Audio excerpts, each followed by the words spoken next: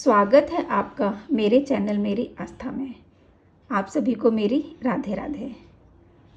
हम सभी ये समझते हैं कि हम मनुष्य जीवन में रहकर ही भगवान को पा सकते हैं या भगवान के प्रति हम कुछ कर सकते हैं। लेकिन यदि आप सभी ने गजेंद्र मोक्ष की कथा सुनी है तो आप सभी को पता होगा कि इसमें हाथी जो गज रूप में है वो अपने हाथी अवतार में रहकर भी भगवान को पा गए। तो ऐसा कहना कि केवल मनुष्य जन्म में ही हम ऐसा कर सकते हैं, ऐसा इस कथा के माध्यम से गलत हो जाता है। तो यदि किसी भी जीव के अंदर भगवान के प्रति आस्था बहुत ज़्यादा प्रबल है तो वह किसी भी अवतार में क्यों ना हो, वो भगवान को पा सकता है। तो हम आज देखेंगे ये गजेंद्र मोक्ष की कथा, इसमें क्या है। ठीक है, आप सब में बहुतों को ये कथा पहले से आती होगी, तो जिनको नहीं आती है उनकी ये कुछ काम की होगी। तो आज मैं इसका पाठ करती हूँ। श्री राधे। श्री गणेश भगवान को मेरा नमस्कार है। श्री हरि परिचय है इसमें। श्रीमद् भागवत के 8वें स्कंध में गजेंद्र मोक्ष की कथा है। द्वितीय अध्याय में ग्रह के साथ गजेंद्र के युद्ध का वर्णन है। तृतीय अध्याय में गजेंद्र कृत भगवान के स्तवन और गजेंद्र मोक्ष का प्रसंग है। और चतुर्थ अध्याय में गज ग्रह के पूर्व जन्म का इतिहास है। श्रीमद् भागवत में गजेंद्र मोक्ष आख्यान के पाठ का महात्म्य बतलाते हुए इसको स्वर्ग तथा यशदायक कलयुग के समस्त पापों का नाशक, दुःस्वप्न नाशक और श्रेय साधक कहा गया है। तृतीय अध्याय का स्तवन बहुत ही उपादेय है। इसकी भाषा और भाव सिद्धांत के प्रतिपादक और बहुत ही मनोहर है। भाव के साथ स्तुति करते करते मनुष्य तन्मय हो जाता है। महामना श्री मालवीय जी महाराज कहा करते थे कि गजेंद्र कृत इस स्तवन का आर्द्र भाव से पाठ करने पर लौकिक परमार्थिक महान संकटों और विघ्नों से छुटकारा मिल जाता है और निष्काम भाव होने पर अज्ञान के बंधन से छूटकर पुरुष भगवान को प्राप्त हो जाता है। स्वयं भगवान का वचन है कि जो रात्रि के शेष में ब्रह्म मुहूर्त के प्रारंभ में जागकर इस स्तोत्र के द्वारा मेरा स्तवन करते हैं, उन्हें मैं मृत्यु के समय निर्मल मति अपनी स्मृति प्रदान करता हूँ और अंते मते सागते के अनुसार उसे निश्चय ही भगवान की प्राप्ति हो जाती है तथा इस प्रकार वह सदा के लिए जन्म मृत्यु के बंधन से छूट जाता है। संस्कृत ना जानने वाले भाई बहनों के लिए इस स्तवन का सुंदर भावार्थ लिख दिया गया है। आशा है कि पाठक इससे लाभ उठाएंगे। हम सभी में बहुतों को संस्कृत नहीं आती है, मुझे भी संस्कृत बहुत अच्छे से नहीं आती है। मैं इसका पाठ हिंदी में करूँगी। जिस भाषा का हमें अच्छे से ज्ञान होता है, यदि हम उस भाषा में कोई चीज़ पढ़ते हैं तो उसमें हमें पाठ के साथ साथ भाव भी प्रकट होता है। तो यदि हम जब कोई चीज़ बहुत भाव से सुनते या पढ़ते हैं, बोलते हैं, तो उसका भावार्थ ही कुछ और हो जाता है। तो हम पाठ करते हैं इसका हिंदी में। गजेंद्र कृत भगवान का स्तवन गजेंद्र मोक्ष। बुद्धि के द्वारा पिछले अध्याय में वर्णित रीति से निश्चय करके तथा मन को हृदय देश में स्थिर करके वह गजराज अपने पूर्व जन्म में सीख कर कंठस्थ किए हुए सर्वश्रेष्ठ एवं बार बार दोहराने योग्य निम्नलिखित स्तोत्र का मन ही मन पाठ करने लगा। जिनके प्रवेश करने पर, जिनकी चेतना को पाकर मैं जड़ शरीर और मन आदि भी चेतन बन जाते हैं, चेतन की भांति व्यवहार करने लगते हैं। ओम शब्द के द्वारा लक्षित तथा संपूर्ण शरीरों में प्रकृति एवं पुरुष रूप से प्रविष्ट हुए उन सर्व समर्थ परमेश्वर को हम मन ही मन नमन करते हैं। जिनके सहारे यह विश्व टिका है, जिनसे यह निकला है, जिन्होंने इसकी रचना की है और जो स्वयं ही इसके रूप में प्रकट हैं, फिर भी जो इस दृश्य जगत से एवं इसकी कारणभूता प्रकृति से सर्वथा परे एवं श्रेष्ठ हैं, विलक्षण एवं श्रेष्ठ हैं, उन अपने आप बिना किसी कारण के बने हुए भगवान की मैं शरण लेता हूँ। अपनी संकल्प शक्ति के द्वारा अपने ही स्वरूप में रचे हुए और इसलिए सृष्टि काल में प्रकट और प्रलय काल में उसी प्रकार अप्रकट रहने वाले इस शास्त्र प्रसिद्ध कार्य कारण रूप जगत को जो अकुंठित दृष्टि होने के कारण साक्षी रूप से देखते रहते हैं, उनसे लिप्त नहीं होते, वे चक्षु आदि प्रकाशकों के भी परम प्रकाश प्रभु मेरी रक्षा करें।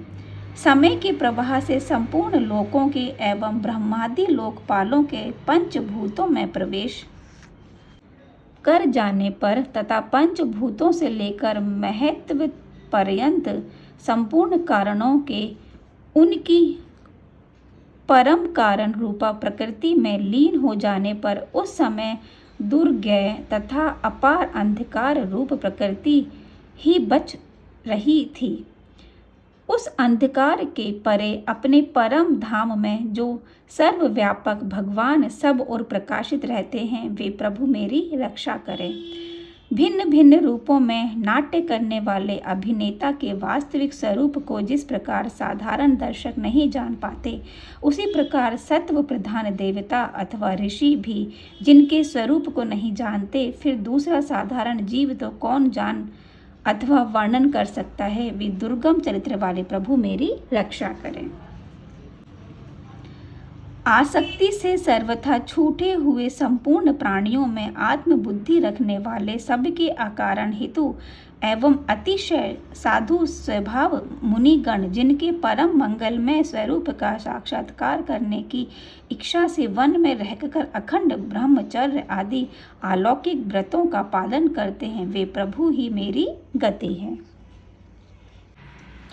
जिनका हमारी तरह कर्मवश ना तो जन्म होता है और ना जिनके द्वारा अहंकार प्रेरित कर्म ही होते हैं, जिनके निर्गुण स्वरूप का ना तो कोई नाम है ना रूप ही, फिर भी जो समय अनुसार जगत की दृष्टि एवं प्रलय के लिए स्वेच्छा से जन्म आदि को स्वीकार करते हैं, उन अनंत शक्ति संपन्न पर ब्रह्म परमेश्वर को नमस्कार है। उन प्राकृत आकार रहित एवं अनेकों आकार वाले अद्वितीय कर्मा भगवान को बार बार नमस्कार है। स्वयं प्रकाश एवं सबके साक्षी परमात्मा को नमस्कार है। उन प्रभु को जो मन,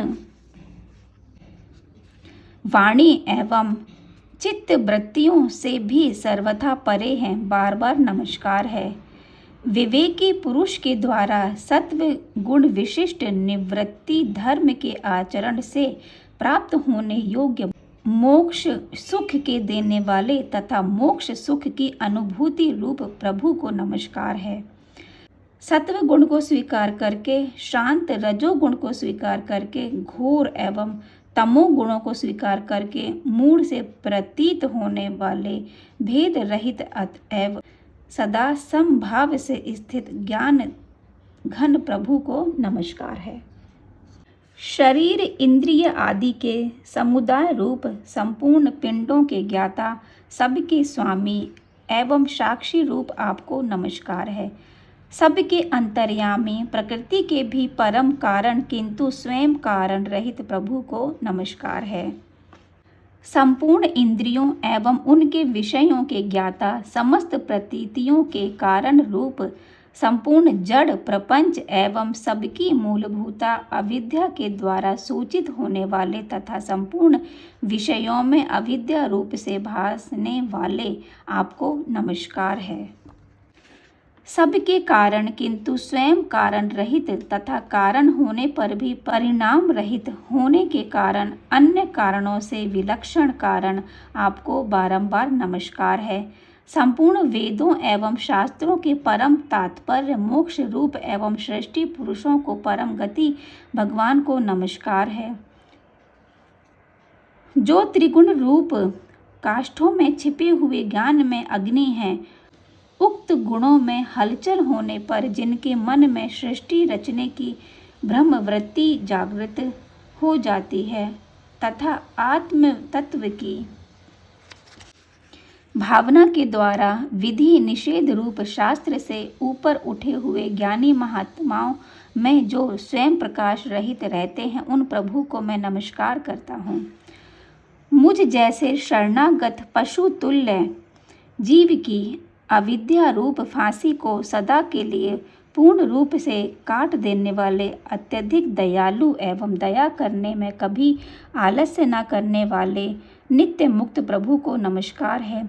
अपने अंश से संपूर्ण जीवों के मन में अंतर्यामी रूप से प्रकट रहने वाले सर्वनियंता अनंत परमात्मा आपको नमस्कार है। शरीर, पुत्र, मित्र, घर, संपत्ति एवं कुटुंबियों में आसक्त लोगों के द्वारा कठिनता से प्राप्त होने वाले तथा मुक्त पुरुषों के द्वारा अपने हृदय में निरंतर चिंतित ज्ञान स्वरूप सर्व समर्थ भगवान को नमस्कार है। जिन्हें धर्म, अभिलषित भोग, धन एवं मोक्ष की कामना से भजने वाले लोग अपनी मन चाही गति पा लेते हैं, अपितु जो उन्हें अन्य प्रकार के अयाचित भोग एवं अविनाशी पार्षद शरीर भी देते हैं, वे अतिशय दयालु प्रभु मुझे इस विपत्ति से सदा के लिए उबार लें। जिनकी अनन्य भक्त जो वस्तुतः एकमात्र उन भगवान के ही शरण है, धर्म, अर्थ आदि किसी भी पदार्थ को नहीं चाहते, अपितु उन्हीं के परम मंगलमय एवं अत्यंत विलक्षण चरित्रों का गान करते हुए आनंद के समुद्र में गोते लगाते रहते हैं।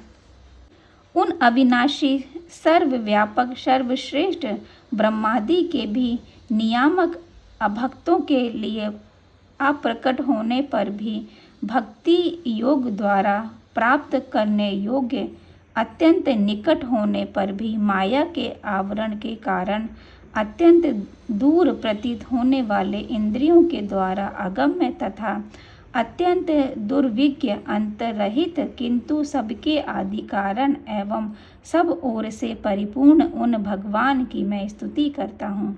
ब्रह्मादि समस्त देवता, चारों वेद तथा संपूर्ण चराचर जीव नाम और आकृति के भेद से जिनके अत्यंत क्षुद्र अंश के द्वारा रचे गए हैं, जिस प्रकार प्रज्वलित अग्नि से लपटें तथा सूर्य से किरणें बार बार निकलती हैं और पुनः अपने कारण में लीन हो जाती हैं, उसी प्रकार बुद्धि, मन, इंद्रियां और नाना योनियों के शरीर, यह गुण में प्रपंच जिन स्वयं प्रकाश परमात्मा से प्रकट होता है और पुनः उन्हीं में लीन हो जाता है, वे भगवान वास्तव में ना तो देवता हैं, ना असुर हैं, ना मनुष्य हैं, ना तिर्यक हैं, मनुष्यों से नीची पशु पक्षी आदि किसी योनियों के प्राणी हैं, ना वे स्त्री हैं, ना पुरुष हैं और ना नपुंसक ही हैं, ना वे ऐसे कोई जीव हैं जिनका मन तीनों ही श्रेणियों में समावेश ना हो सके, ना वे गुण हैं, ना कर्म, ना कार्य है, ना तो कारण है। सब का निषेध हो जाने पर जो कुछ बच रहता है वही उनका स्वरूप है और वे ही सब कुछ हैं। ऐसे भगवान मेरे उद्धार के लिए आविर्भूत हों। मैं इस ग्राह के चंगुल से छूटकर जीवित रहना नहीं चाहता, क्योंकि भीतर और बाहर सब ओर से अज्ञान के द्वारा ढके हुए इस हाथी के शरीर से मुझे क्या लेना है। मैं तो आत्मा के प्रकाश को ढक देने वाले उस अज्ञान की निवृत्ति चाहता हूँ, जिसका काल क्रम से अपने आप नाश नहीं होता, अपितु भगवान की दया से अथवा ज्ञान के उदय से होता है। इस प्रकार मोक्ष का अभिलाषी मैं, विश्व के रचयिता, स्वयं विश्व के रूप में प्रकट तथा विश्व से सर्वथा परे, विश्व को खिलौना बनाकर खेलने वाले विश्व में आत्मा रूप से व्याप्त अजन्मा, सर्वव्यापक एवं प्राप्तव्य वस्तुओं में सर्वश्रेष्ठ श्री भगवान को केवल प्रणाम ही करता हूँ, उनकी शरण में हूँ। इन्होंने भगवत भक्ति रूप योग के द्वारा कर्मों को जला डाला है। वे योगी लोग उसी योग के द्वारा शुद्ध किए हुए अपने हृदय में जिन्हें प्रकट हुआ देखते हैं, उन योगेश्वर भगवान को मैं नमस्कार करता हूँ। जिनकी त्रिगुणात्मक सत्व रज तम रूप शक्तियों का राग रूप वेग असहाय है, जो संपूर्ण इंद्रियों के विषय रूप में प्रतीत हो रहा है, तथापि जिनकी इंद्रियां विषयों में ही रची पची रहती हैं, ऐसे लोगों को जिनका मार्ग भी मिलना असंभव है, उन शरणागत रक्षक एवं अपार शक्तिशाली आपको बार बार नमस्कार है, जिनकी अविद्या नामक शक्ति के कार्य रूप अहंकार से ढके हुए अपने स्वरूप को यह जीव जान नहीं पाता। उन अपार महिमा वाले भगवान की मैं शरण आया हूँ, जिसने पूर्वोक्त प्रकार से भगवान के भेद रहित निराकार स्वरूप का वर्णन किया था। उस गजराज के समीप जब ब्रह्मा आदि कोई भी देवता नहीं आए, जो भिन्न भिन्न प्रकार के विशिष्ट विग्रहों को ही अपना स्वरूप मानते हैं, तब साक्षात श्रीहरि, जो सबके आत्मा होने के कारण सर्वदेव स्वरूप हैं, वहाँ प्रकट हो गए। उपर्युक्त गजराज को उस प्रकार दुखी होकर तथा उसके द्वारा पड़ी हुई स्तुति को सुनकर सुदर्शन चक्रधारी जगदाधार भगवान इच्छानुरूप वेग वाले गरुण जी की पीठ पर सवार हो स्तवन करते हुए स्थान पर पहुंच गए जहां वह हाथी था। सरोवर के भीतर महाबली ग्राह के द्वारा पकड़े जाकर दुखी हुए उस हाथी ने आकाश में गरुड़ की पीठ पर चक्र को उठाए हुए भगवान श्रीहरि को देखकर अपनी सूंड को, जिसमें उसने पूजा के लिए कमल का एक फूल ले रखा था, ऊपर उठाया और बड़ी ही कठिनता से सर्व पूज्य भगवान नारायण, आपको प्रणाम है, यह वाक्य कहा। उसे पीड़ित देखकर अजन्मा श्रीहरि एकाएक गरुड़ को छोड़कर नीचे झील पर उतर आए। वे दया से प्रेरित हो ग्राह सहित उस गजराज को तत्काल झील से बाहर निकाल लाए और देवताओं के देखते देखते चक्र से उस ग्राह का मुंह चीरकर उसके चंगुल से हाथी को उबार लिया। तो हमने अभी गजेंद्र मोक्ष की कथा का पाठ किया, जिसमें गज ने बड़े ही प्रेम भाव से भगवान श्रीहरि को पुकारा और श्रीहरि प्रकट हो गए।